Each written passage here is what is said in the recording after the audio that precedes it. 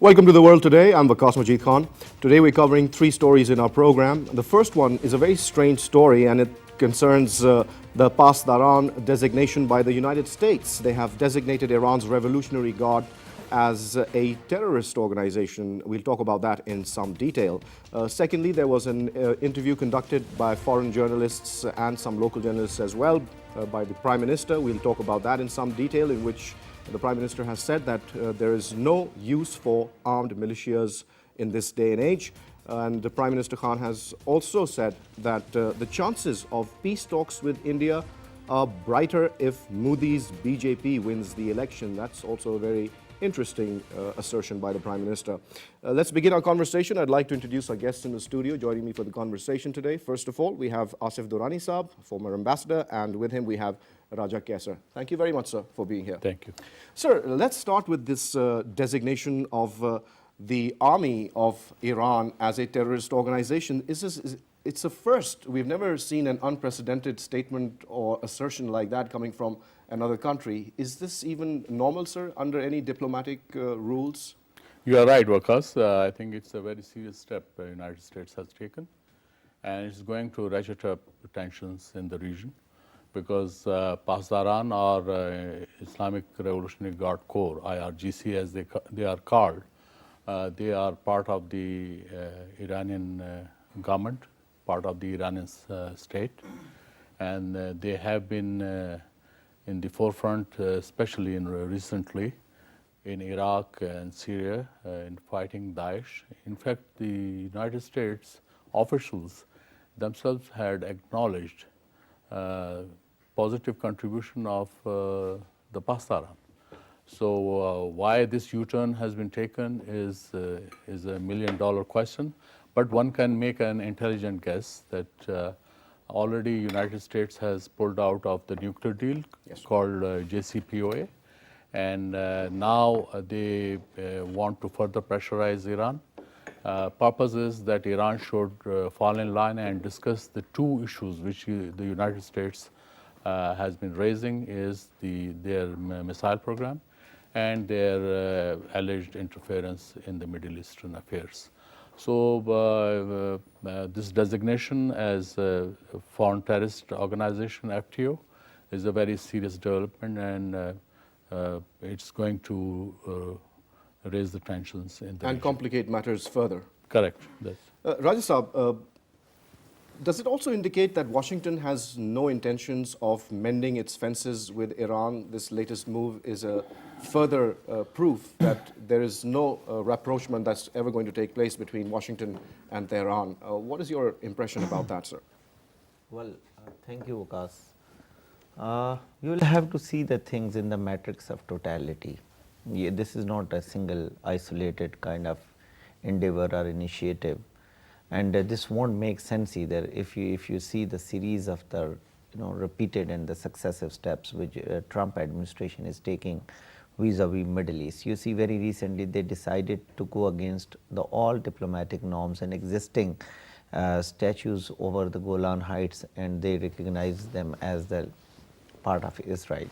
So now coming of this decision of declaring Pasdaran Inqilab IRGC as a terrorist outfit, then again it signals that Trump has something ulterior for the region. Something is on the card, something is cooking up, and then you will have to see it in the pretext of the way this entire episode of Islamic State had been concluded, because they have announced their formal defeat from within the region, and the way they have managed to vanquish this threat. Now they are coming up because before this, if you see in past 2 years, ever since Trump is there, he initially in first phase of his policy was undoing Obama, and now he is coming up with his own version of foreign policy, and that is more belligerent and that is more impulsive, and that foreign policy which is very far from politically correct foreign policy, which the region was expecting, or which the region merits perhaps. So if you see these entire developments, you might come across some more strange and more spontaneous and abrupt kind of decisions by United States of America in the coming time. And yes, I totally agree to this argument that the way JCPOA had been scrapped by United States of America, and the way America is trying to put Iran to and pushed Iran to the wall from where Iran should be able to accept and adhere to the norms which are diplomatic and which are global. I mean, they should agree to what United States pronounces about the region.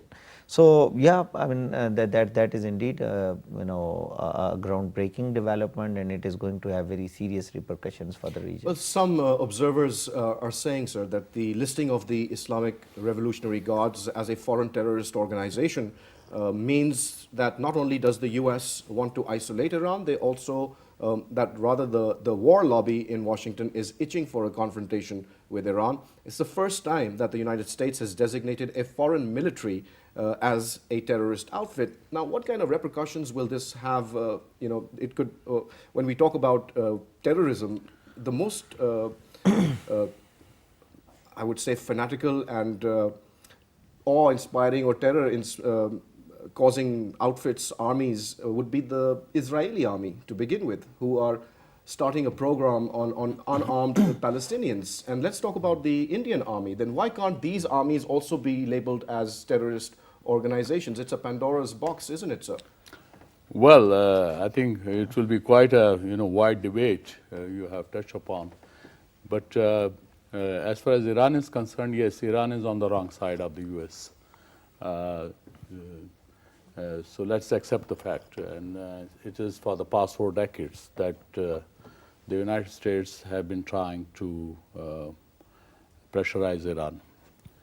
But I think you have to give credit to the Iranian system and its revolution, which has sustained so far. And in this, IRGC's role has been pioneering role. Why they want to put under pressure is also obvious, because of the Middle Eastern politics. And there have been some complaints from the Gulf states that Iran has been meddlesome in their affairs. In the initial years, definitely there were some problems which the Gulf states faced. Normally, revolutions are expansionist in their tendencies. And then it also suffers from us and they syndrome.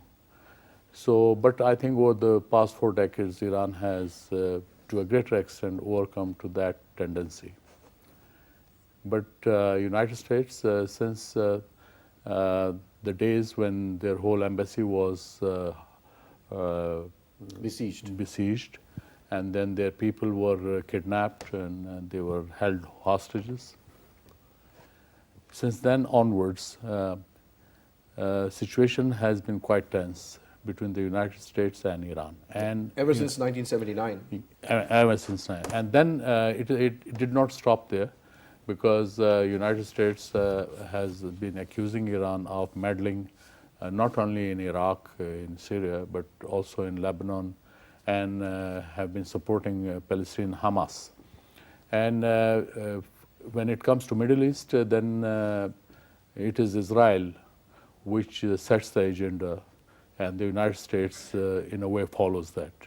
That seems to be the case, sir, because Israel has welcomed this step by the United States. Yes, I was coming to that, because it seems that they have synchronized their actions. If you look at those actions, and you had also hinted about that,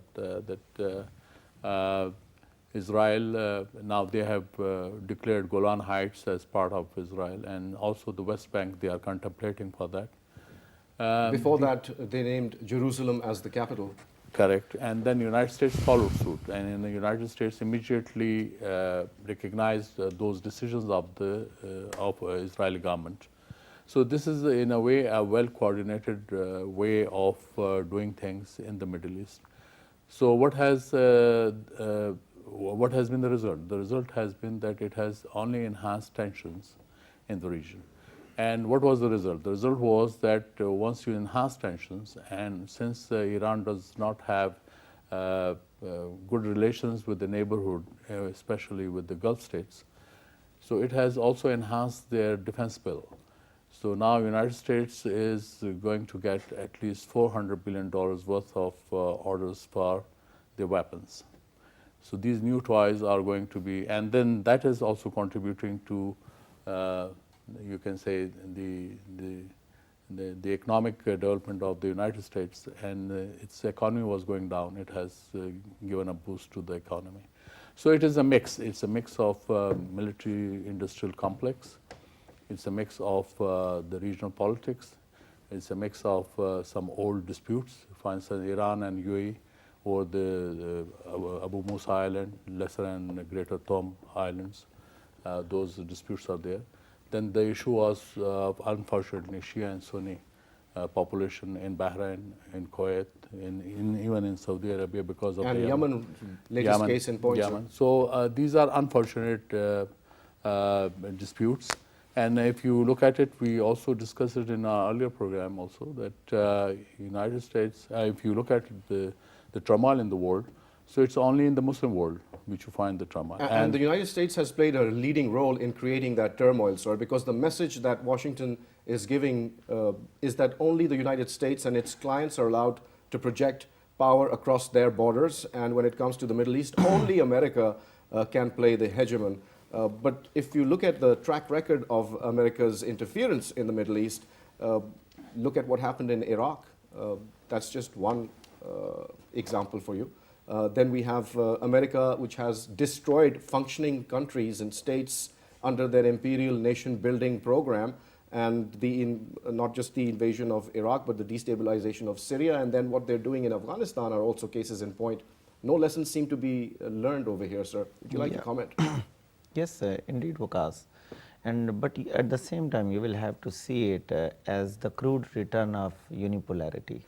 Americans, the debate or the academic scholarship across the world that again perhaps multipolarity is on its rise of China, and the potential, if not threats, then challenges to U.S. hegemony in the global world. So you see under Trump, the way he had been pronouncing about his version of America first, it was not just primarily economic-centric agenda, but it also underscores all those political ambitions of the United States of America, and those aspirations which United States of America traditionally has held for the rest of the world. So this is again a crude return of unipolarity and hegemony, which US But labeling enjoys. a country's military as a terrorist organization, isn't that strange? What repercussions could that have? That's the real question over here. They never even did that to the Russians. This is what I'm making my point. The point is that they are conveying and they are signaling to the rest of the world that they can do anything. So because they are the unipole, they are the hegemon in the world. So this signal is going to have very far-reaching implications for the peace of the Middle East and for all the emerging contours of the global political chessboard, because that is going to be very significant. It is going to reshape the contours of global politics, because you see United States are of all those decisions which they have had withheld and they were not taking, and and they were perhaps reluctant on that. Trump is impulsively making all those decisions, bulldozing them, and the entire those narratives of this democracy and civic equality and human rights, everything is completely scrapped out under Trump. Well, I would also like to share with you the reaction of the Iranian president, Mr. Hassan Rouhani. Sir, he has asked a series of rhetorical questions, which I will also pose to you, sir. He said that the United States is actually the leader of world terrorism, which is apparent from its actions. After they were blacklisted, the Iranian Revolutionary Guards, then he asks that who are you to label the revolutionary institutions as terrorists? Then he asks who is propagating and encouraging terrorism today in the world? Who wanted to use ISIS as a tool? So these are some basic rhetorical questions that Mr. Hassan Rouhani has asked. Are there any good answers to this, sir? Well, it has only opened up the Pandora's box. by declaring IRGC as a terrorist organization. And Where would it stop? So then every other country is going to be calling precisely, its enemy country a is what- terrorist And organization. unfortunately, after the 9/11, this term terrorism has been misused, grossly misused. I may let you know that since early 90s, I mean 92 to be precise, there has been a group of countries who wanted to go for an international convention on terrorism. But that debate is still stuck on its definition, that what defines terrorism. And initially, India was very enthusiastic about this convention. And they wanted to use the Kashmiri freedom movement as terrorism, and they would blame Pakistan for that because the Which they have done, sir. hidden agenda was that. But what happened? When the countries, the group of countries also, their counter proposal was that it is, you cannot, you have to differentiate between freedom movements for the right of self-determination, and you cannot ignore the state terrorism, because state terrorism is perpetrated by the states to violate human rights and then also suppress the nations or those people who are under occupation. So then, since then, India has been dragging its feet. The United States, and after the 9/11, this term became, the countries have started using this term liberally, because at the heat of the moment when 9/11 happened, and the whole world was in shock. And this shock, in fact, created a kind of a momentum which the powerful states have started using the term terrorism to their own advantage. And this has given leeway, and this has actually given a setback to freedom movements. And Kashmir is one of them, let me say it. But at the same time, those, say for example India, they are on the back foot when they have started killing youth and other innocent people because they were pelting stones. So they responded to the demonstrations which were pelting stones with guns, and now with the new introduction of new terror tactics of pellet guns, which blinds the people. So this is the state terrorism no one talks about. And this is a source of concern, and this is going to cause a lot of tensions, and it has already created tensions. We have seen recently after the post-Pulwama events. Absolutely, sir. So United States, when it is using or it is designating IRGC as a terrorist organization, is actually raising the temperatures. And we have to be careful. We have to be careful because Iran is our neighbor. Absolutely, sir. What would be Pakistan's options if they were to start some kind of The question operation? is, designation of IRGC as a terrorist organization, we should not subscribe to that. We should simply reject it. The reason is that tomorrow, then it will open up the floodgates. It will just encourage those oppressing states to use this term liberally, and there will be no checks. And where is the United Nations? How a single state can designate someone a terrorist without evidence, without bringing those states to the international community, to the international forum, and without evidence? It seems like the answer lies within the question that you asked, sir. The United Nations is pretty much a defunct organization as we see it practically. So let's move on to our second topic, and that is our own domestic issues that we've been talking about. Mr. Khan, Prime Minister, has talked specifically about ridding Pakistan of militants that we once tolerated, according to him. We've decided for the future of our country that we will not allow armed militias to operate anymore, irrespective of any foreign pressure that is immaterial. How do you take this statement? Well, I think this is just an official pronouncement of what Pakistan had, an ongoing realization, and Pakistan had, realized it long ago, when this national action plan was announced, so it was due to happen. But due to the gravity of the issues which we have at home, and then the multitude of the problems which we have, at times we are not a classic developed country with a lot of abundant resources, where you can issue crackdown, or you can spontaneously and simultaneously take on certain things. So but this realization was ever since there. The fact of the matter is that, was this a deliberate and kind of intentional harboring? The simple and the convenient answer is no. You see, it has a lot of genealogy involved in it. You see the Afghan war from 1979 to 1989, this international community which today takes on Pakistan for, and then keeps on rhetoricizing that Pakistan is harboring terrorism. They were the one who were encouraging Pakistan by then. They're the one who created them. They created them, and they were encouraging them, they were funding them, and they were being termed as the freedom fighters by then. Definitely there had been an organic growth of these band outfits. Well, afterwards. the Americans called them the founding fathers. They equated them with the founding fathers of the US at the time. Yeah, and indeed.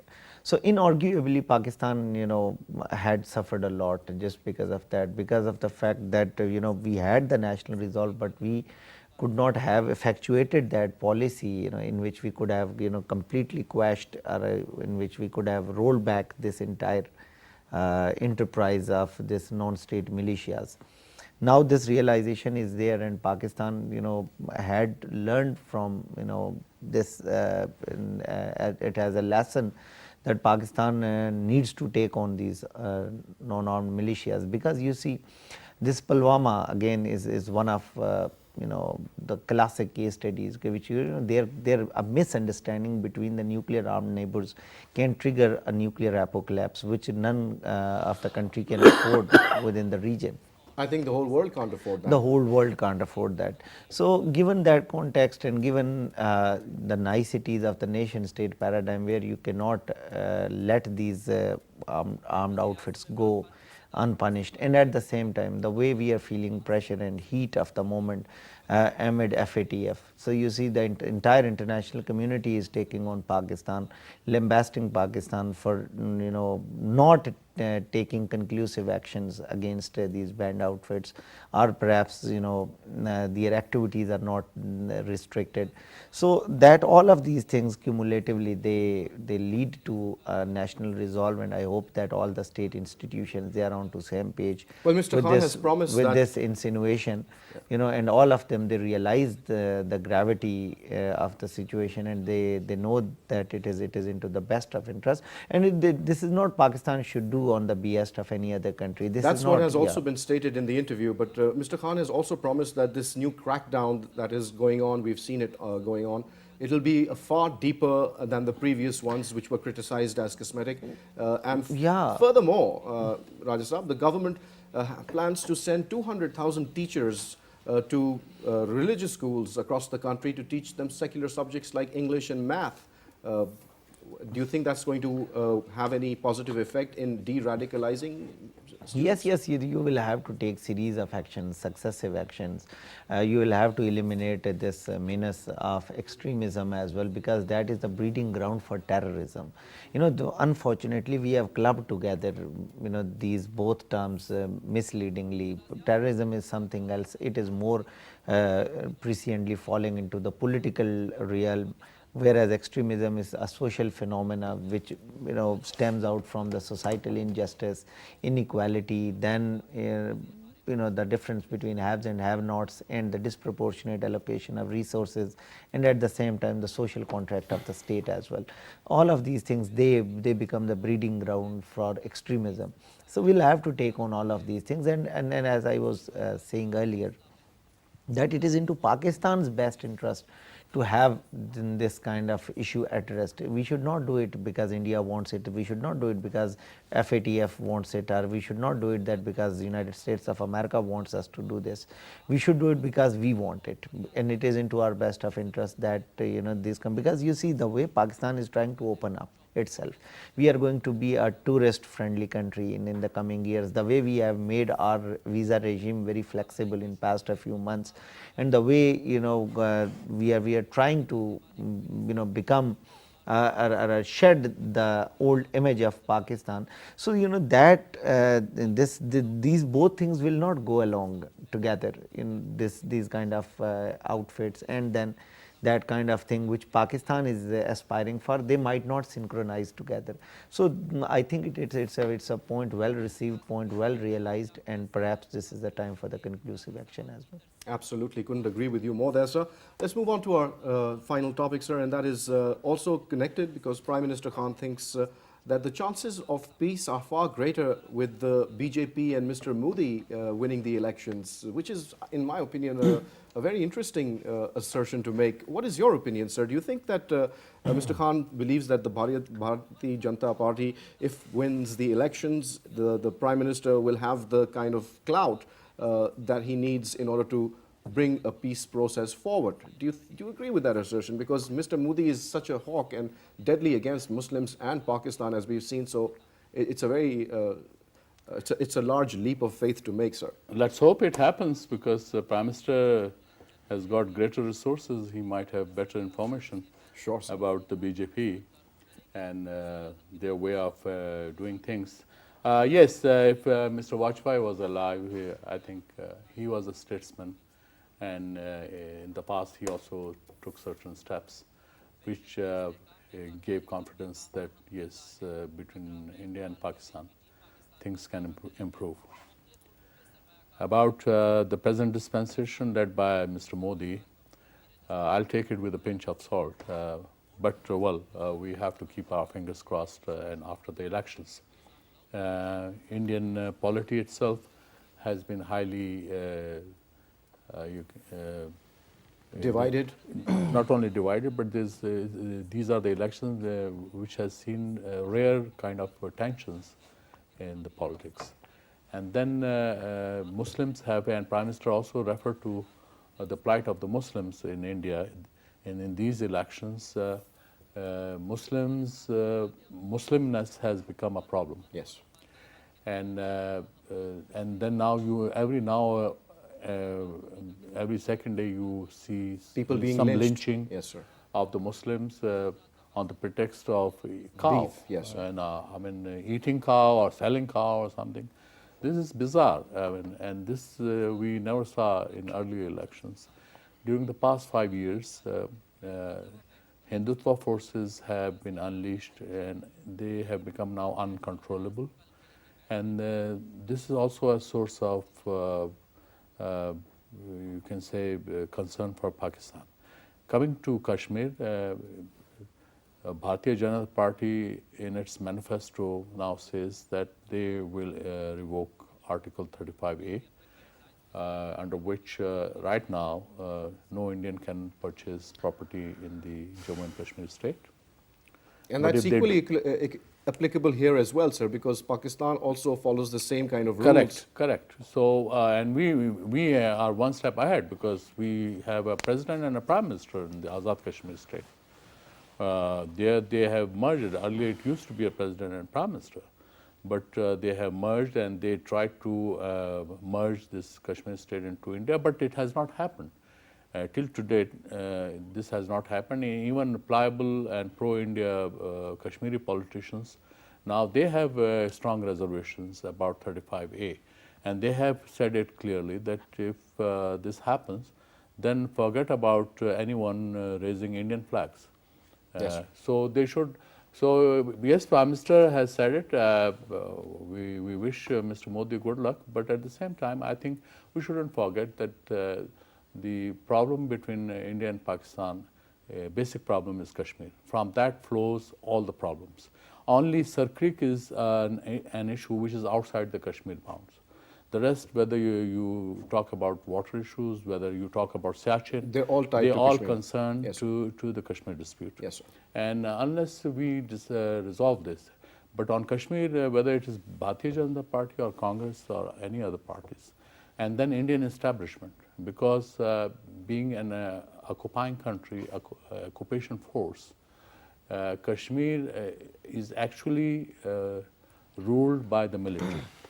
I can refer you in 1992, we were about to sign the dotted lines on withdrawal of troops from Sachin in India. I was posted there. And our defense secretary was waiting that we will sign the agreement. And we waited for 3 hours. And then came India that they said, well, we will have to put an annexure to this agreement which will reflect the existing positions held by the troops on both sides. So which was a malafide. And later on it turned out that army put its foot down, that nothing doing unless you reflect these positions on the ground. So wherever there is an occupation, it is the military forces who call the shots. And this is precisely what is happening in Kashmir. So if whether it will, we will be able to resolve the dispute with India, hopefully then Indian armed forces would also be on the board. If Mr. Modi can do that, then that would be the red letter day for the relationship between India and Pakistan. Well, let's keep our fingers crossed, sir. But the Prime Minister also feels that the next Indian government, if it were to be led by the opposition Congress party, they might be too scared and too weak to actually seek a settlement with Pakistan over occupied Kashmir. They might be fearing a backlash from the right. But at the same time, if you look at the manifesto that has been released by the Congress party, they have spoken in subtle ways about engaging with Pakistan and also engaging with the Kashmiris and trying to find an amicable solution to this issue rather than the current status quo. Well, WAQAS, having acquired my doctorate degree on Indian foreign policy, I might take liberty to, ask, to offer my perspective. Please. Yeah. There are two dimensions to what Prime Minister Imran Khan is saying. I partially agree to him when he says that if BJP returns to power, there are greater chances of getting engaged with India. Yeah, that's true. That's partially true in a way because in Indian political landscape, BJP is the only party which has the capability or the capacity to initiate something. Because Congress, it always feels itself doomed under the pressure of Bharatiya Janata Party. You see, because if you believe that Congress can offer any kind of roadmap to the present India-Pakistan quagmire, then it might not be a correct assertion. Reason being, Mumbai took place in 2008 and Congress managed to rule India till 2014. For next 6 years, Congress didn't offer Pakistan any kind of room or any kind of avenue where India and Pakistan could reconnect after Mumbai. And I always believe had Congress decided to engage Pakistan after Mumbai, perhaps the relational trajectory between India and Pakistan could have been altogether different. But wasn't it proved that the Mumbai incident was also a false flag operation? But whatever, I mean, I'm not going into the nitty-gritty of the Mumbai. I am just saying that the way this issue was presented and the way this issue was dealt. Now there is the second thing which I sought permission from you to offer my perspective on that thing. You see, there is a realization in India, and that realization is post-Kargil. And that realization is quite ubiquitous in Indian statecraft. It does not matter if Congress comes into power or if BJP comes into power. They have no intention of engaging any civilian government in Pakistan. This is what they are very clear about because they believe the way they have kind of assumed it, they believe after Mumbai and particularly after Kargil that actually this is military which is calling the shots in Pakistan. So any effort of engaging with the civilian government in Pakistan is likely to be counterproductive. And this is not what I am saying. This is, if you see the book of the Lal Krishna Advani, if you read the book of Jaswant Singh, and even if you I had WAQAS opportunity to interview Mr. Salman Khurshid, who was the former external minister for India when he was in Islamabad back in 2016. And we had a very candid discussion about Indian foreign policy, and he was of the same opinion what Prime Minister Imran Khan is saying, that he said that he admitted it in that conversation that Congress is always in the pressure of BJP while formulating any Pakistan policy. So this is what he frankly admitted. He said that we cannot make any and frame any Pakistan policy without discounting this BJP's factor. So, India is not likely to engage Pakistan in the sonar offing. This is what my understanding of Indian foreign policy reveals me. Perhaps unless and until there is some serious kind of efforts from the international community, particularly United States of America, the way Obama promised to appoint a special envoy on Kashmir, are these kind of some kind of crisis stability measures which could push India and at the same time Pakistan to go towards some kind of conflict resolution mechanism. Otherwise, this conflict in the near sight is likely to endure. Because if you see under Prime Minister Nawaz Sharif and under Prime Minister Imran Khan, there had been series of initiatives and overtures which Pakistan extended, but India rebuffed all of them. This didn't have to do with elections only. I mean, they are a factor, but not the factor. You see that this kind of persistence and this kind of obstinacy is likely to continue after the elections. So what is the end game in your opinion? I mean, what exactly do the Indians want from us? At the end of the day, we are a nuclear armed country and so are they. What kind of a middle road are they looking for? Or they want to just keep it in perpetuity? They want to keep it in perpetuity, and at the same time they just want to completely minus Pakistan from their calculus, which at times sounds so unrealistic and ambitious kind of a thing, but that's what they are doing. You see, they are writing off Pakistan from their mindset, from their policy. It doesn't seem like that at all. I think they're completely hung up on Pakistan. That's the reality. I'm talking about the rhetoric. I'm talking about the rhetoric, the way they are presenting it, that they have got nothing to do with Pakistan. They only have some prolonged conflicts with Pakistan, and that's it. And they are no more concerned about Pakistan. This is the rhetoric. This is not the reality, though. But at the same time, I'm not that greatly optimistic about this thing coming in the near offing. I mean, well, when you spoke about the 35A and Article 370 issue and the status of Kashmir being changed by the BJP government if they were to win according to their manifesto, it was also the part of their manifesto last time, and they were not able to do it in this particular term. Well, they didn't have that majority. I think it will need a constitutional amendment. So, moreover, Mr. Khan thinks that it is, again, just electioneering slogan rather than has any basis in fact, because he feels that if that were to be the case, as you've also mentioned, sir, that it would blow things out of proportion and lead to a really bad situation and chaos.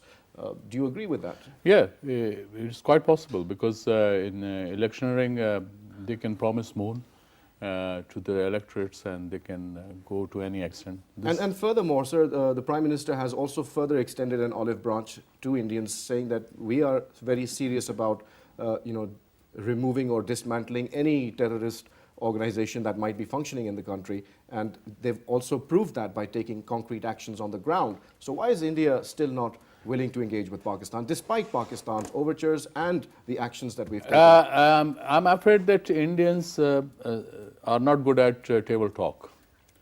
At the negotiating table, if you look at the commentaries after the Shimla Agreement, so when Shimla Agreement was signed and our troops who were held POW, they were brought back.